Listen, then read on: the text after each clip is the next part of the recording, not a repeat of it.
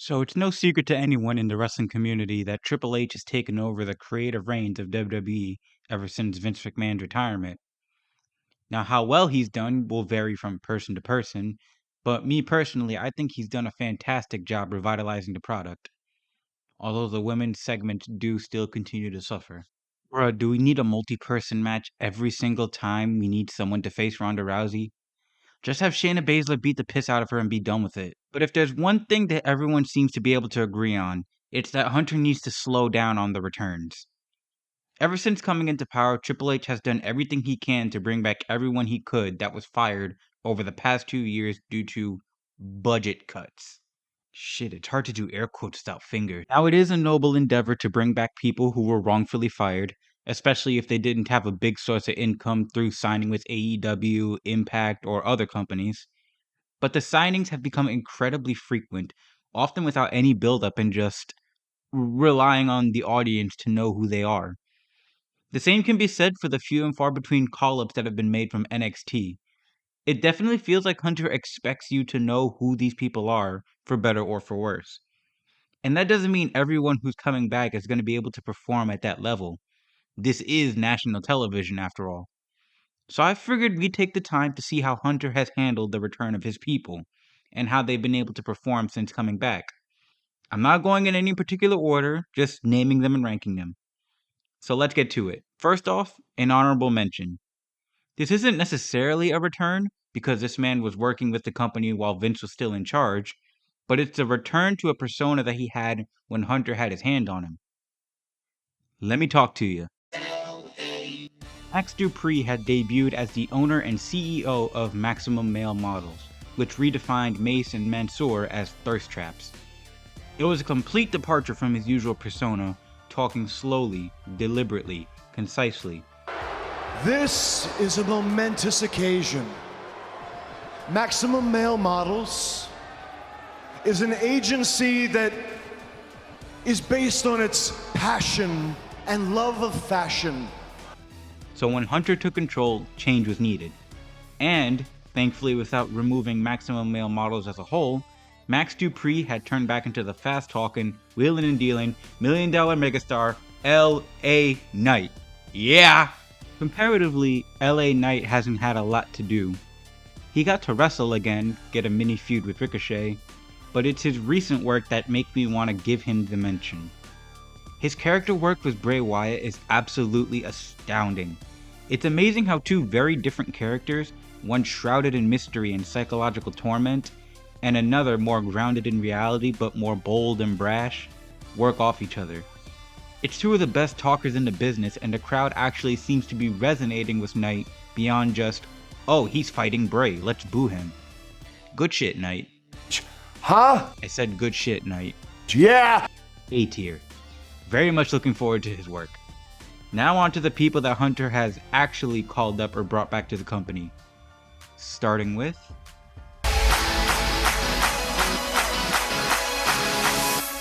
If you've seen my video on Grayson Waller, you'd know I hold a lot of respect for Johnny Gargano.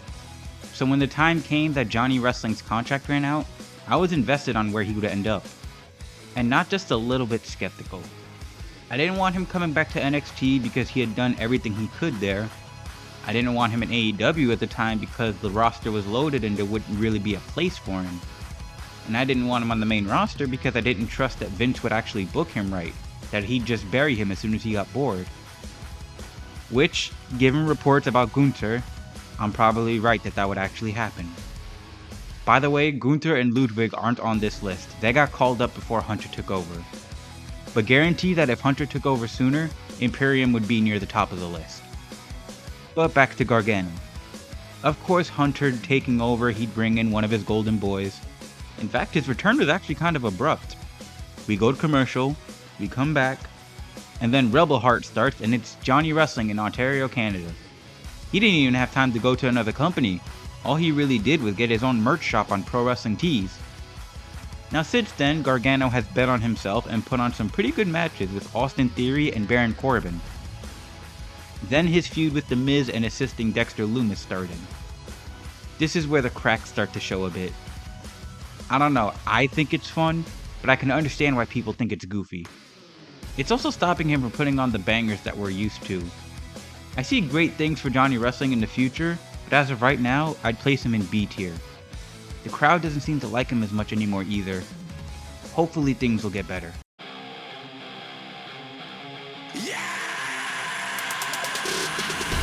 Fuck Carl Anderson.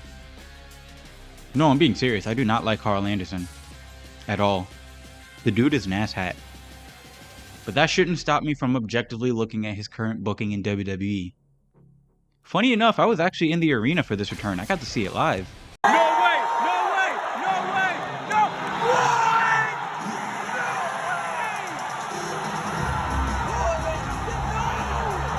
What?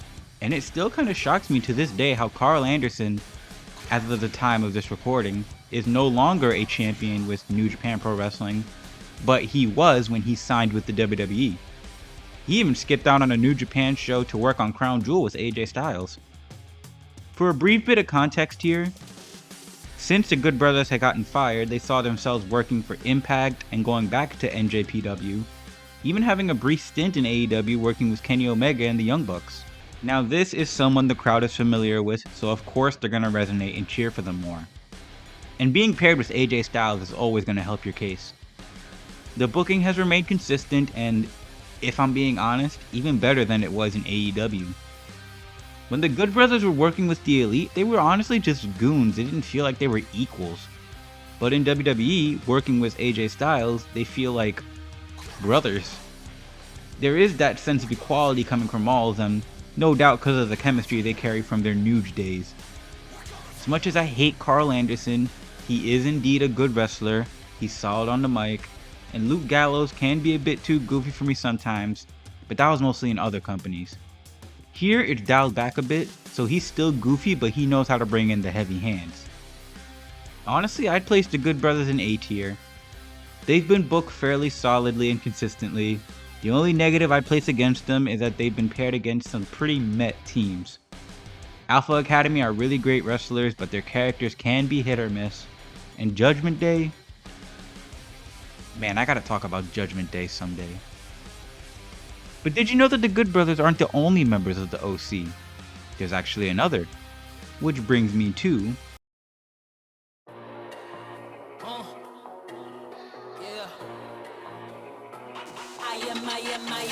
Mia Yim, or Michin, which is Korean for crazy, or Michin Mia Yim, or My Fair Lady Keep Your Chin Up, used to be on NXT before getting called up as part of the group called Retribution, under the name Reckoning. Now that's a group worthy of another video. She was fired before even getting a chance to wrestle as Mia Yim, spending a brief amount of time on Impact Wrestling. So when the time came for Mia to come back, she didn't get as big of a pop. No one in the crowd really recognized her. But as someone brought in to deal with the real problem of Judgment Day, Mia Yim showed up and showed out. Matter of fact, it's really crazy how kind of natural her inclusion into the OC feels. She even got acknowledgement as an honorary Bullet Club member from the current leader of the Bullet Club, Jay White, which is something that not even Liv Morgan got. And I don't blame him either. Mia fits in with the vibe of the Bullet Club and the OC really well. And she really got people on her side after her inclusion into Survivor Series War Games. I'd put her in the A tier with the Good Brothers. Her booking has been really well done and the crowd is really starting to resonate.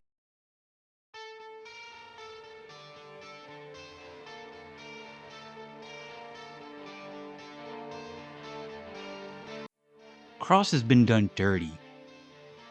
After an initial really successful run in NXT, where he was presented as one of the most dominant NXT champions in history, he got called up to the main roster without Scarlett, given Mad Max style gear, and lost his debut in 3 minutes against Jeff Hardy.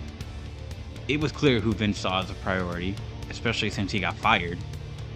He had a brief amount of time in MLW and EC3's really weird ass promotion Control Your Narrative, before finally coming back to WWE, with less than stellar results. To make a long story short, Karrion Kross relies a lot on the company's presentation in order to make him feel like a threat. You take away that presentation, hell, even if you give him that presentation, he's just a really big dude. He's not as solid on the mic as you'd think he'd be, at least not when talking on the fly, and he's not the greatest big man wrestler out there. His biggest asset is his cryptid, creative mind, which doesn't really translate to good content the way other cryptic minds do. I think Adam Cole said it best. Because this brand has done everything in their power to make you feel special. Well, you got the cool music, you got the lights, you got the fog machine, you got the girl. You know what they do to make Adam Cole feel special? They ring the freaking bell. But despite being a fucking young boy, he still came back to a somewhat decent amount of fanfare. He hasn't wrestled much, but the matches he has had have mostly been against high-profile stars like Drew McIntyre, and he's been made to look like a big threat. Hopefully his biggest, newest feud with Rey Mysterio helps Kross to register with the audience and become the talent he's capable of.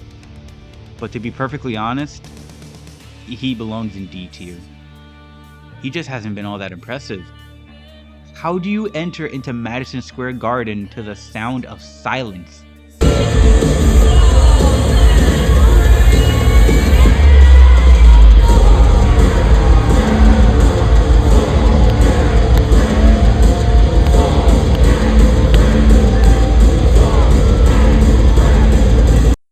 It's depressing. It's all about me. I didn't know much about Emma before she left WWE. I know she went to Ring of Honor for a while before Tony Khan bought it, and then went to Impact where she became Knockouts Tag Team Champions with Madison Rayne. I also know that she's actually a pretty good wrestler and people do love her enough, so she did get a decent pop when she came back. She also came back fairly recently answering an open challenge to the baddest wrestler on the planet, Ronda Rousey, so I'm going to be a bit more lenient in her booking and crowd reactions. That being said, she hasn't been given a lot. Outside of her match with Ronda, her on-screen presence has been mostly just implying a romance with her real-life partner, Madcap Moss. I'm going to put Emma in C tier. To be fair to her, she hasn't been given a lot to work with, and the SmackDown Women's division in particular is kind of suffering at the moment, despite the large amount of talent. Speaking of,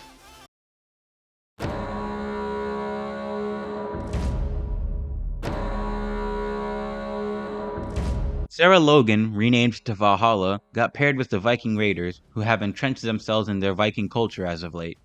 She is also the real-life wife of one half of the Viking Raiders, Eric. They even had a Viking wedding together. Ain't that sweet? Again, Valhalla is one of the more recent returns, despite being hinted at in video packages surrounding the Raiders. And she hasn't done much of anything either. Really, she's just there to add to the presence of the Viking Raiders. She hasn't even had a match yet. The crowd hasn't really responded to her as much either, and yes, there is a big elephant in the room, one that Marks will get upset at me for if I don't address it. See, when Valhalla returned to WWE, she came back with a certain unique look that was indicative of Viking culture. The thing about that is, her look is incredibly similar to another indie wrestler called Max the Impaler. Now Max's presentation is more inspired by Mad Max Fury Road than anything Viking based, so I doubt Valhalla ripped off their look, but the similarities can't be ignored. All in all, I'd put Valhalla in D tier. Just giving her the benefit of the doubt since she hasn't wrestled yet, but at the same time, she hasn't really connected to the audience, and really only serves as kind of a background element to the Viking Raiders as of right now.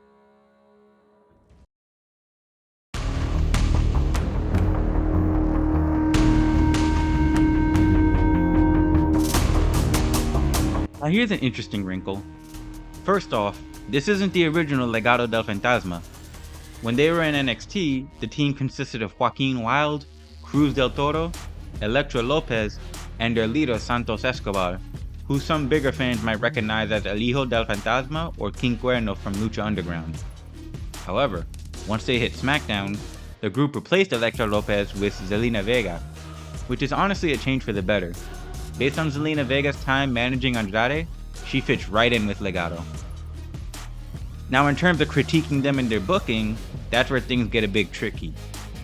Joaquin, Cruz, and Vega take care of any tag team action, and while the crowd does get excited for their acrobatic spots, they don't pop off when their music hits like you would want them to.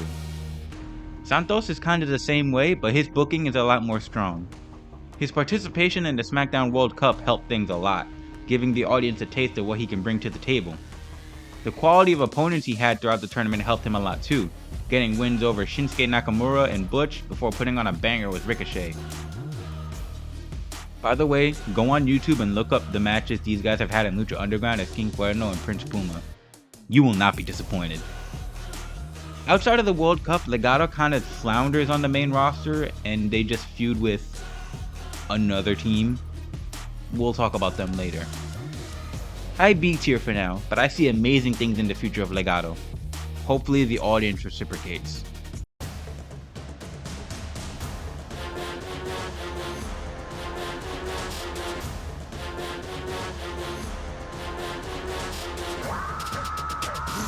Okay, with full acknowledgement that Solo is his own man with his own style, the man just playing with cheat codes on.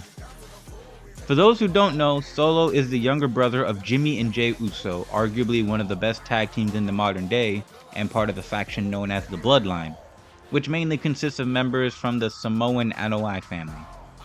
Typically, it's Jimmy and Jey, their cousin and much bigger star Roman Reigns, and their newest member Solo Sikoa. And as of the time of this script writing, the honorary Uso Sami Zayn.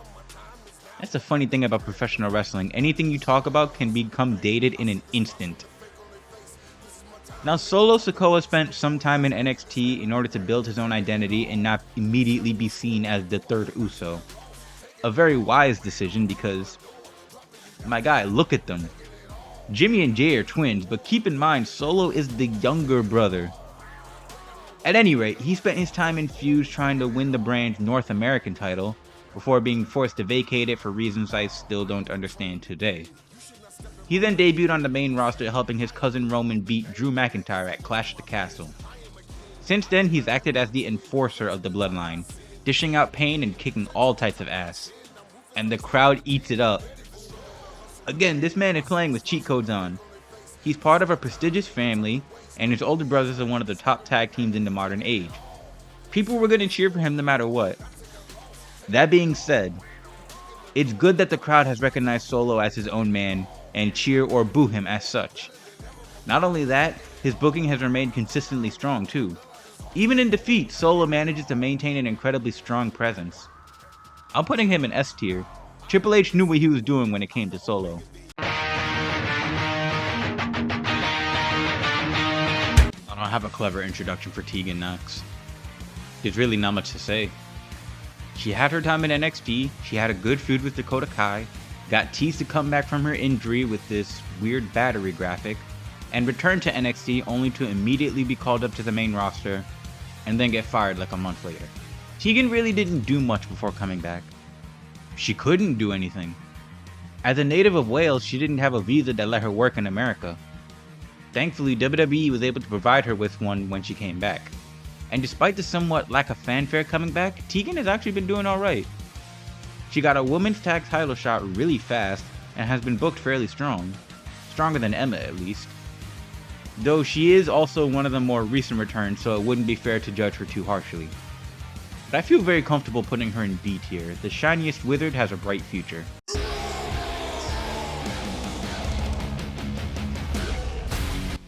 Fuck Braun Strowman.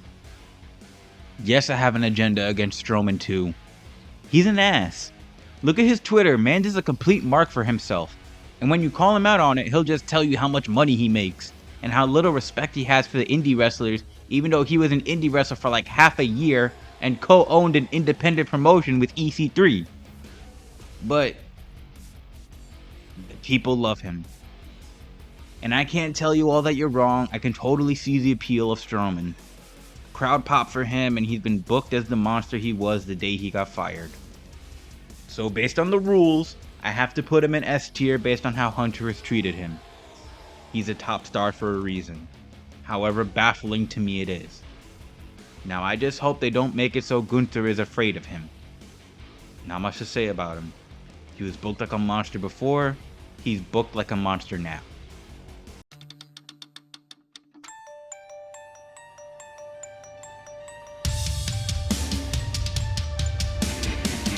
I'm not sure if this is what Hunter had planned, but Candice LeRae debuted in pretty much the same way Johnny Gargano debuted. We cut to commercial, we come back, and Candice music hits like it's no big deal that she's back. Makes sense since Johnny and Candice are married. They even have a kid together named Quill. Look at baby wrestling, he's adorable. At any rate, Candice has been doing well for herself. Despite the audience not reacting to her as much, she's been booked solidly and consistently. It's a shame that an injury took her out of the game for a little bit, which did squash her momentum. It's really a shame she couldn't be in War Games. But for what it's worth, Candice has been doing relatively well in comparison to other call-ups and returns. I'd put her in C tier.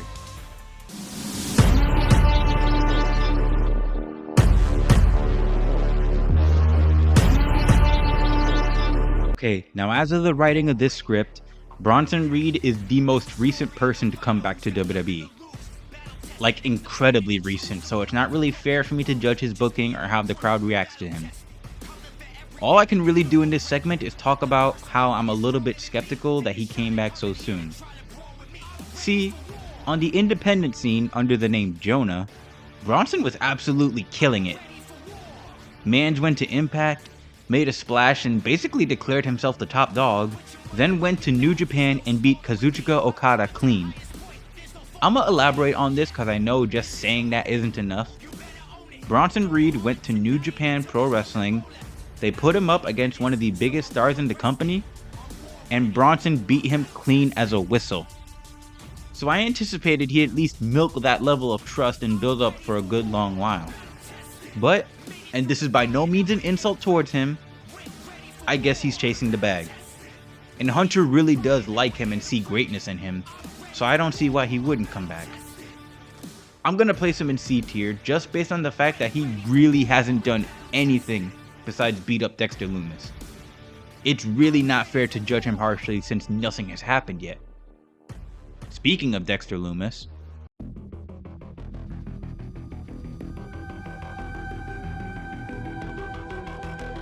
Dexter is a unique individual, and the way he returned is probably the most unique out of everyone, save for a certain individual whom we'll discuss later. You see, Dexter didn't just return for an in-ring match. He didn't return to make a statement or help a former teammate. After making a run of the indies and spending a cup of coffee in NWA, Dexter Lumis showed up and basically just acted like a criminal. His entire thing was stalking The Miz and appearing in places you never would have expected him to appear. He didn't really wrestle until way later. But it worked because the crowd ate it up like candy. People were actually cheering every time Lumis showed up, just to see where he'd appear and how crazy he'd make The Miz. Then the feud included Johnny Gargano, who Dexter has history with. By the way, look up Indy Hartwell and Dexter Lumis' wedding. Top shit, top sports entertainment. Even if Dexter didn't wrestle much, he didn't really need to. He's really great at portraying a soulless creep that stalks people, the torture artist type. And he really is an artist, look at his work. I feel very comfortable putting Lumis up in A tier. Hunter knew exactly what he was doing with Dexter. Unfortunately, I don't know if I can say the same for...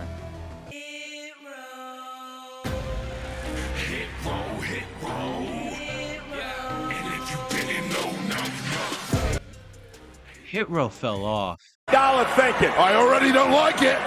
There is absolutely no way. You gotta be kidding me. I guess there's a reason he doesn't do that often. So for a bit of context, this group was originally going to debut in NXT, and it was going to be these three members that are here today: Ashanti the Adonis, Top Dollar, and B-Fab. But someone down in NXT decided, maybe we should pair him with one of our top new guys, and Hit Row formed with Isaiah Swerve Scott as the leader. Whoever made that decision deserves a raise because Swerve was the only reason Hit Row felt like anything important.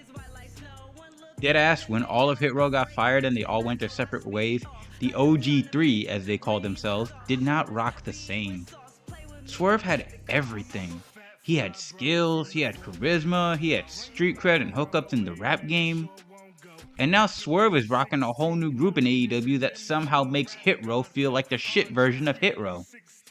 I mean, Swerve was able to get Rick Ross. It feels like Hit Row can't even get Shy Glizzy. Warning, I have no knowledge of the rap game and have been told by friends that this is the most appropriate name for this joke. Please do not assume I have any street cred. Crowd isn't registering, which sucks because they're really trying hard to appeal to the crowd. And I don't want to say they're green because the only one of the group that doesn't really wrestle is B-Fab. I think she's only had one match in WWE period, so it's fair to say that she's not a 5-star wrestler. Not that she can't get better, I totally believe that she can get better. But as it stands right now, she's green. She's only wrestled a single match. Top Dollar and Ashanti, on the other hand, do have decent chemistry with each other, so they're not bad wrestlers. Although sometimes it does feel like Top Dollar tries to do more than he's physically capable of. Also, Top Dollar can't rap. I ain't afraid to say it, man, you is not him. I'm the one and only Top Dollar, a bulldozer from rock bottom. And the only ricochet I ever ducked is when the homie from the block shot him. You about to fall and it's not autumn. And AJ, if you found this video on your vanity search, here's my Twitter. You can block me right now. No disrespect to B-Fab or Ashanti, but my brother, you cannot spit. And if you didn't know, well, I'm not going to convince you. Man, even their theme song sucks now. Before, their theme song fucking slapped, man. It was a vibe and a half. But now all it took was removing Swerve's verse and any references to Swerve, and the song is straight ass. The music itself was made for 3 verses, so when you cut an entire verse out, the song feels wrong, like the lyrics are getting ahead of the rhythm. All in all, F tier. Hit Row ain't it, chief. Maybe their most recent heel turn will make things different, but they do not hold up like they used to when Swerve was with them. And if you didn't know, now you know.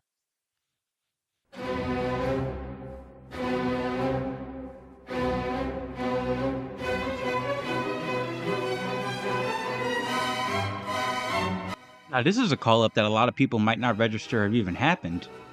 But Imperium and all of its members did not originally get called up at once. At first, it was just Ludwig Kaiser and Gunther, with Giovanni Vinci out to make an image for himself in NXT. But once Triple H got his hands on things, he reunited Giovanni with Imperium at Clash at the Castle. I demand all your gratitude for Giovanni Vinci! Since then, he's been alright. Imperium as a whole, at least Kaiser and Giovanni, have been alright. Gunther has been the real star of the group, being dominant as the Intercontinental Champion. The crowd still react and the booking is still solid, but there's really not much to say about Vinci. Hard C tier for him, but Imperium is destined to do amazing things.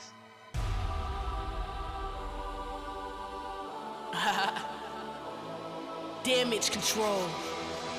Behold, the first call-up / return to happen under Triple H's reign. And you really couldn't have picked 2 better people. Debuting, the crowd went crazy for them, and the 2 have been booked somewhat solidly ever since. Now they've become mainstays into Raw's women's division. They're always on camera, they're always putting out bangers. They've even become the women's tag team champions. The problem lies in the fact that Damage Control feels like they take too many losses to be taken seriously. In the initial tournament to crown new women's champions, they lost to Raquel Rodriguez and Aaliyah. And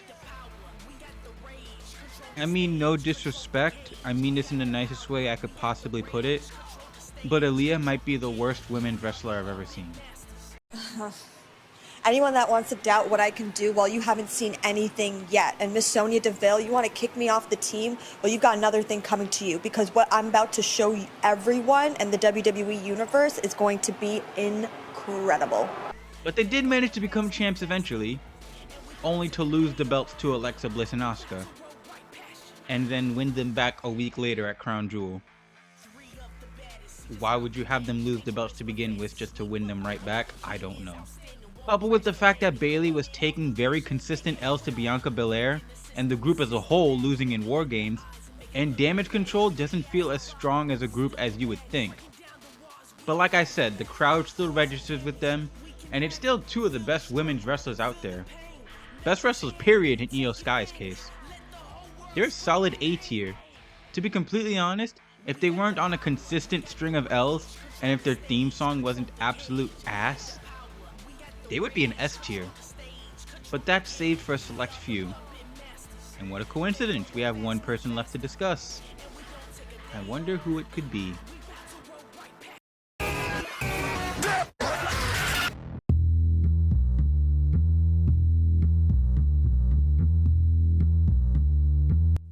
To anyone who has kept track of the channel and my social media, you can tell I might be a bit of a Bray Wyatt mark. I swear to God, you make it so freaking difficult to defend you. I can't even... Hey, yo, fuck this company! In the arms of the angel. Let me in! Is it Bray?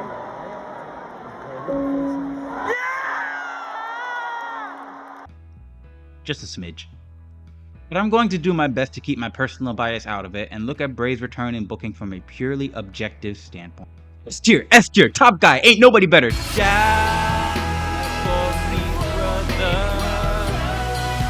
Sorry about that. Allow me to explain. After Bray got fired, what his next plans were a complete mystery. We had no idea where he was going or what he was doing, outside of the fact that he was entertaining a Hollywood deal to make movies. Then something mysterious happened. We had no confirmation, but the second it happened, we knew it was a sign. During live shows and commercial breaks, the arena would go dark as the song White Rabbit by Jefferson Airplane played throughout the arenas. Then the lights would go red before the program went on as scheduled. The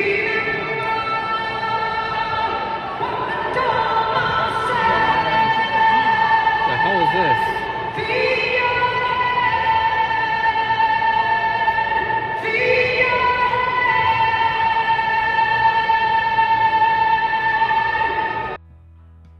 Then came the QR codes.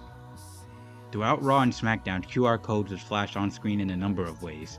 In the background, on TV screens, even on Triple H's microphone. And people dressed as White Rabbits would appear in the crowds, say nothing, and then leave. The White Rabbit was coming. The codes led to more cryptic messaging, but a familiar phrase continued to pop up.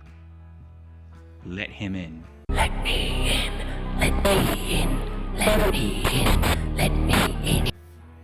They tried to mess with us by throwing in red herrings, making us think it was someone else. But we all knew.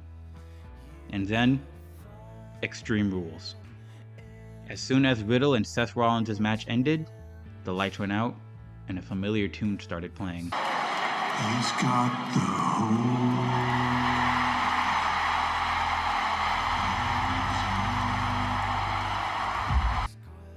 Entities representing the past appeared all throughout the crowd, and we examined a familiar location, derelict and worn, covered in cobwebs, a place where friendship never ever ended. And a masked man appeared, asking us who killed the world. Finally, a doorway. The door slams open, the same man in the mask appears, and he removes his mask. Bray Wyatt has come home. Now, Bray hasn't wrestled on TV since then. As of the writing of this script, his first televised match will be at the Royal Rumble. I myself am privileged to say I was able to witness his first match back at MSG. But between his enigmatic ways, his captivating promos, and the ethereal, demonic, evil presence that is Uncle Howdy, yes, that is his name, and no, he is not a joke, Bray has managed to do what he has always done time and again. No matter what happens, no matter what an employer might do to drag him down or humiliate him, no matter what anyone says, he still manages to gather the fireflies, and the people still love him. I still love him. I guess you could say. He's got the whole world in his hands. He's got the whole world in his hands. He's got the whole world in his hands. He's got the whole world in his hands. S tier. Welcome home, Bray. WWE has been an incredibly interesting place ever since Triple H took over creative. It's an awkward transitional phase where it's definitely better than it was before, but there's still a lot of issues that need to be worked out. And with the people that come back, some are clearly being utilized better and can work the show better than others. As long as Hunter knows how to capitalize on those people while helping those who can't quite measure up get better, this might be the best version of WWE we've seen in a long time. My name is Crit. Revel in what you are.